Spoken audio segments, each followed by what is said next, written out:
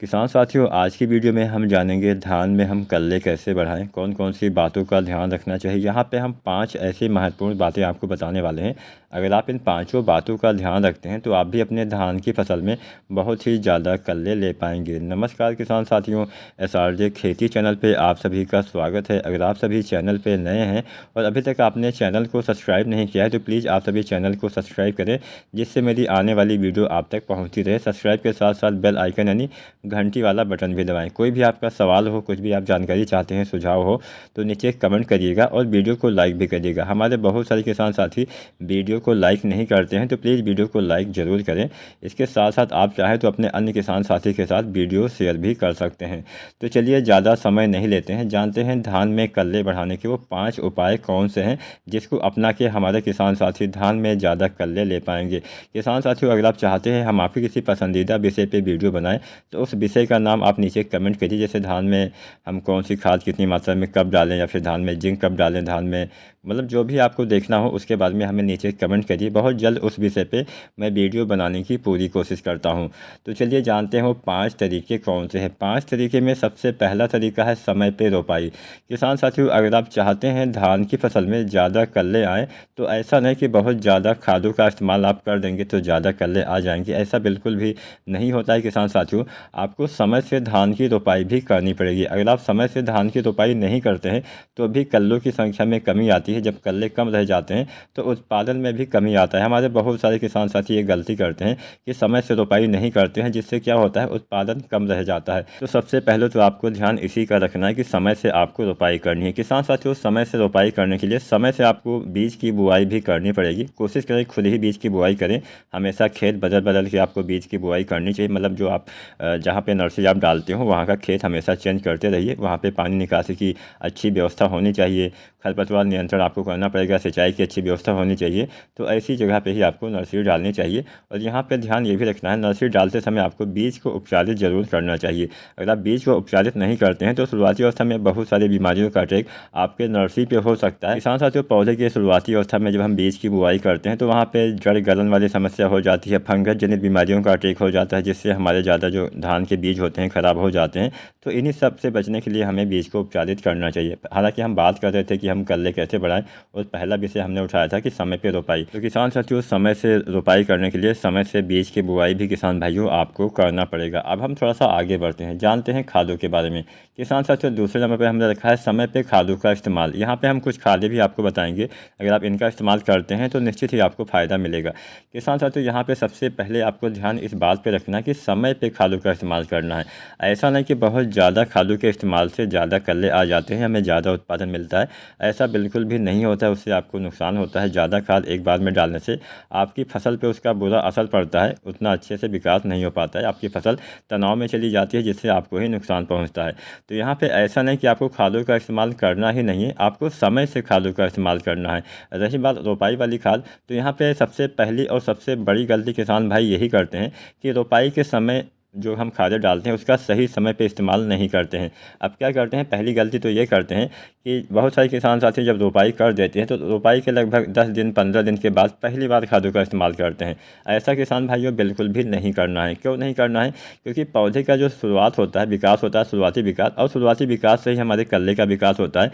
तो सबसे पहले यहाँ पर अगर मान लीजिए आपने रोपाई के 20 दिन या 15 दिन या 10 दिन के बाद खादों का इस्तेमाल किया तो वहाँ पर नुकसान ये होता है कि हमारे जो पौधे का शुरुआती विकास होता है नहीं हो पाता है। क्योंकि आपको मैं बताते चलूँ, रोपाई के 3 दिन के अंदर यानी 72 घंटे के अंदर आपकी जो पौधे की जड़ें होती हैं वो मिट्टी को अच्छे से पकड़ लेती हैं। इसके साथ साथ मिट्टी में जो भी पोषक तत्व होता है उसको ग्रहण करने लगती हैं। सीधी भाषा में अगर मैं आपको समझाऊँ तो मिट्टी में जो भी खाद्य पदार्थ होता है, जो भी भोजन आप डालेंगे, जैसे यूरिया, DAP, NPK जो भी आप डालेंगे, उसका जो ग्रहण होता है वो 3 दिन के अंदर ही करने लगती है। और यहाँ पर बहुत से लोग पहली बार खादों का इस्तेमाल ही 10 दिन के बाद करते हैं। तो ये जो 10 दिन का गैप आपके फसल के बीच में रह जाता है, यह आपको पाटना पड़ेगा, यह आपको कम करना पड़ेगा। नहीं तो आपकी फसल सीधा सीधा 10 दिन पिछड़ जाएगी। अब जब 10 दिन फसल पिछड़ जाएगी, 10 दिन का समय कोई मामूली समय नहीं होता है। 10 दिन का समय बहुत ज़्यादा समय होता है। ऐसा मैं ऐसे बोल रहा हूँ क्योंकि बहुत से लोग 10, 12, 15, 20 दिन तक खादों का इस्तेमाल करते हैं, लेकिन मैं औसतन 10 दिन ही मान लेता हूँ। तो 10 दिन का समय भी काफ़ी ज़्यादा समय होता है। 10 दिन फसल पिछड़ने का मतलब हो गया कल्ले कम आएंगे, उत्पादन में कमी रह जाएगी। तो इस बात का ध्यान रखना है। कोशिश करें रोपाई के समय ही समस्त खादों का इस्तेमाल कर दें। अब यहाँ पे बहुत से लोगों की समस्या ये भी आएगी, बहुत से लोग ये भी हमसे सवाल करेंगे कि अगर हम रोपाई के समय, क्योंकि बहुत सारी ऐसी मिट्टियाँ होती हैं जहाँ पे लिंचिंग वाली समस्या देखी गई, मतलब जो हम खादें डालते हैं मिट्टी के नीचे चली जाती हैं, जिससे पौधे की जड़ें शुरुआती अवस्था में छोटी होती हैं तो ग्रहण नहीं कर पाती हैं, वहाँ तक नहीं पहुँच पाती हैं। तो यहाँ पे ये सवाल भी आता है कि मान लीजिए हमारा खेत ऐसा है जहाँ पे लिंचिंग वाली समस्या ज़्यादा होती है, तो ऐसी कंडीशन में हमें क्या करना चाहिए। तो ऐसी कंडीशन में मैं ऐसा नहीं बोल रहा कि आपको रोपाई के समय ही खादों का इस्तेमाल कर देना चाहिए। रोपाई के समय केवल वही किसान साथी खादों का इस्तेमाल करें जिन किसान भाइयों के खेत में लिंचिंग वाली समस्या ना हो। जहाँ पे थोड़ा सा बलुई वाली मिट्टियाँ होती है, जहाँ पे लिंचिंग वाली ज़्यादा समस्या होती है, वहाँ पे आपको 3 दिन तक खादों का इस्तेमाल करना, मतलब तीसरे दिन आप खाद का इस्तेमाल करिए या चौथे दिन करिए, वो बेहतर रहेगा। रोपाई के 2-3 दिन तक हम पानी भरा ही रखते हैं तो वहाँ पे लिंचिंग वाली समस्या से हमारी खाद नीचे चली जाएगी, जिससे उसका ज़्यादा हमें लाभ नहीं मिल पाएगा। तो इस तरह से आप काम चला सकते हैं। अगर आपका खेत लिंचिंग वाला है जहाँ पे बहुत जल्दी जो आपकी खादें होती हैं नीचे चली जाती हैं पानी के द्वारा, तो वहाँ पे आपको 3 दिन या चौथे दिन आप जो है खादों का इस्तेमाल करिए। और जहाँ पे लिंचिंग वाली समस्या ना हो, कोशिश करिए रोपाई से पहले ही खादों का इस्तेमाल कर दीजिए, या फिर रोपाई के समय या फिर रोपाई के 1 से 2 दिन या 3 दिन के अंदर आपको खादों का इस्तेमाल कर देना चाहिए। किसान भाइयों, अब हम बात कर लेते हैं सिंचाई की। सिंचाई भी काफ़ी अहम पहलू होता है धान की फसल में ज़्यादा पैदावार लेने के लिए, धान की फसल में अच्छे कल्ले के विकास के लिए। रोपाई के समय आपको अच्छे से पानी भरना होता है, उसके बाद में कल्ले निकलते समय भी आपको पानी की पर्याप्त मात्रा रखनी होती है। गबोड़ अवस्था में, दाने भरते समय, फ्लावरिंग की स्टेज में, दाने के मतलब दुग्धावस्था में जो होती है, तो इन तमाम अवस्थाओं में आपको पानी तो विशेष कर देना ही पड़ेगा। और जब भी आपको लगे कि हाँ खेत में नमी की कमी है, तुरंत ही आपको सिंचाई कर देनी है। ऐसा नहीं कि मैंने बोला कि हाँ पहली बार आपको रोपाई के समय पानी डालना है, दूसरी बार आपको 20 दिन पे, तीसरी बार 30 से 40 दिन पे, ऐसे ऐसे मतलब अपने हिसाब से आपको सिंचाई करनी होती है। कुछ हमारे जो खेत होते हैं वहाँ पर पानी बहुत जल्दी सूख जाता है, बरसात हो जाती है तब तो चलिए अच्छी बात है, आपको सिंचाई नहीं करनी पड़ती है। लेकिन बरसात नहीं होती है तो अपनी मिट्टी के हिसाब से, अपने फसल की आवश्यकता के हिसाब से आपको सिंचाई करते रहना चाहिए। वैसे कुछ महत्वपूर्ण अवस्थाएं होती हैं, जैसे रोपाई के समय, इसके बाद में कल्ले निकलते समय, पौधे की बढ़वार वाला समय होता है, गबूर अवस्था होती है, बालें निकलने वाली अवस्था होती है, इसके साथ साथ किसान साथियों फ्लावरिंग की अवस्था होती है, दाने भरने वाली अवस्था होती है। तो ये कुछ महत्वपूर्ण अवस्थाएँ होती हैं। इस अवस्था में आपको विशेषकर पानी तो देना ही पड़ेगा। अगर आप इस अवस्था में पानी नहीं देंगे तो उत्पादन में आपको भारी कमी देखने को मिलेगी। अच्छे सिंचाई व्यवस्था से आप कल्ले की संख्या में भी वृद्धि कर सकते हैं। नंबर 4 पे यहाँ पे हमने रखा है ग्रोथ प्रमोटर। अब कोई भी बहुत तरह से मार्केट में ग्रोथ प्रमोटर आते हैं, मैं यहाँ पे किसी का प्रमोशन नहीं कर रहा हूँ, जो भी आपको बढ़िया लगे उसका इस्तेमाल आप करिए। अगर आप सागरिका डालते हैं तो सागरिका डालिए, अगर आप कोई अन्य कंपनी का कोई भी ग्रोथ प्रमोटर डालते हैं तो उसका इस्तेमाल करिए। सागरिका अगर आप डालते हैं तो सागरिका दानेदार आती है, तो सागरिका दानेदार 2 तरह से आती है। पहली आती है जेड प्लस, दूसरा आता है सागरिका गोल्ड। तो दोनों में से जो भी आपको मिले 10 kg आपको रोपाई के समय डाल देना है। जो आप रोपाई के समय चाहे आप DAP डालते हो, चाहे NPK, चाहे SSP, इन सभी खादों में मिला के आसानी से आप सागरिका का इस्तेमाल कर सकते हैं। इसके बाद में फिर से 30 दिन के बाद 10 kg आपको डालना होता है। अगर आप कोई भी ग्रोथ प्रमोटर डालते हैं तो उससे आपकी मिट्टी का जो स्वास्थ्य है काफ़ी अच्छा होता है, जड़ों का विकास में तेज़ी आती है। जब जड़ें आपकी अच्छे से विकसित होंगी तभी आपके ज़्यादा कल्ले आएंगे। तो शुरुआती अवस्था में आपको जड़ों के विकास पर काफ़ी फोकस करना पड़ेगा। नंबर 5 की अगर हम बात करें तो नंबर 5 पे हमने बहुत सारी चीज़ों का कॉम्बिनेशन रखा हुआ है, जैसे समय से खादों का इस्तेमाल, जिंक आप डालिए, यूरिया डालिए, सल्फर डालिए। और यहाँ पे यूरिया की भी अच्छे से समय से पूर्ति आपको करनी पड़ेगी, जिंक की भी आपको पूर्ति करनी पड़ेगी। और जिंक का इस्तेमाल आपको रोपाई के समय बिल्कुल भी नहीं करना है, क्योंकि रोपाई के समय हम जो फास्फोरस वाली खादें होती हैं इसका इस्तेमाल करते हैं।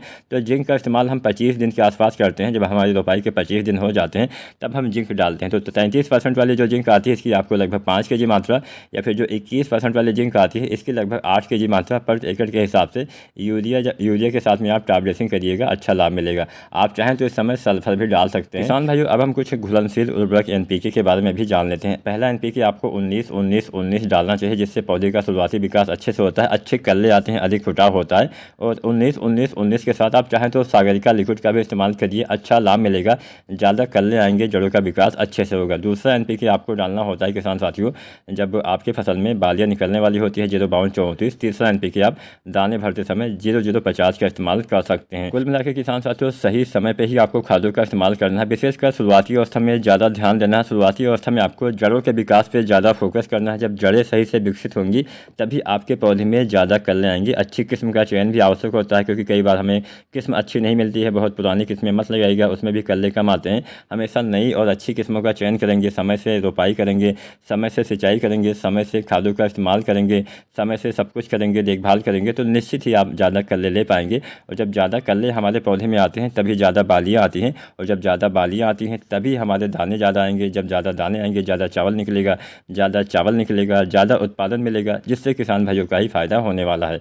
तो उम्मीद करते हैं आज की वीडियो आपको पसंद जरूर आई होगी। फिर भी कोई सवाल हो तो नीचे कमेंट करिए, मैं बहुत जल्द उसका जवाब देने की पूरी कोशिश करता हूँ। वीडियो देखने के लिए आप सभी का बहुत बहुत धन्यवाद।